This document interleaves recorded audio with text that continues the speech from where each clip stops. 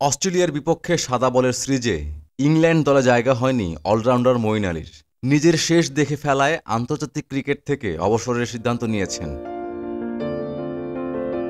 নিজের অবসরের কথা ডেইলি মেইলে দেয়া সাক্ষাৎকারে নিশ্চিত করেছেন ইংলিশ অলরাউন্ডার। তিনি বলেছেন, আমার এখন ৩৭ বছর বয়স এবং এই মাসে হতে যাওয়া অস্ট্রেলিয়া সিরিজে জায়গাও হয়নি। এখন সময় নতুন প্রজন্মকে জায়গা করে দেয়ার।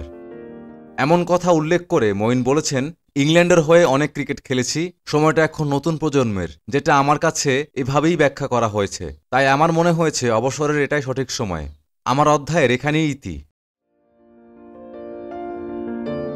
২০১৪ সালে অভিষেক হওয়ার পর মঈন আলী ইংল্যান্ডের হয়ে ৬৮ টেস্ট ম্যাচ খেলেছেন। টেস্টকে অবশ্য বিজয় বলেছেন আগেই। সাম্প্রতিক সময়ে ব্যাট হাতেও সেভাবে জ্বলে উঠতে পারছিলেন না। ১৩৮ ওয়ানডের পাশাপাশি টি-২০ খেলেছেন ৯২টি। বিদায় বলার সময় সব ফরম্যাট মিলে তার সংগ্রহ ছিল ৬,৬৭৮ রান, ৮টি সেঞ্চুরি, ২৮টি হাফ সেঞ্চুরি এবং ৩৬৬ উইকেট। অবসর নিয়ে ফেলায় গত টি-২০ বিশ্বকাপ সেমিফাইনালে ভারতের কাছে হেরে যাওয়া ম্যাচটাই হয়ে থাকল তার সর্বশেষ। অবসরের ঘোষণা দিলেও ফ্রাঞ্চাইজি ক্রিকেট খেলবেন জানান মঈন। ভবিষ্যতে কোচিংকে কেরিয়ার হিসেবে নেয়ার ইচ্ছা তার। এখনও কিছুটা ফ্রাঞ্চাইজি ক্রিকেট খেলার ইচ্ছা, কারণ আমি খেলতে ভালোবাসি, তবে কোচিংটা অবশ্যই করতে চাই।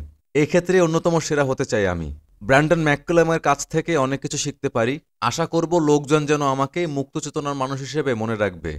আমি কিছু ভালো শটস খেলেছি, আবার খারাপ শটসও। তারপরেও মনে করি লোকজন আমাকে দেখে উপভোগী করেছে।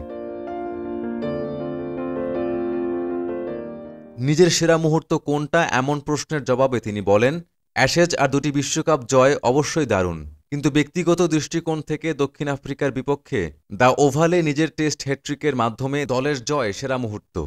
তাছাড়া ইংল্যান্ডের হয়ে দ্রুততম 50 ২০২২ সালে দক্ষিণ আফ্রিকার বিপক্ষে ১৬ বলে 50 পাওয়াটাই ছিল গর্বের।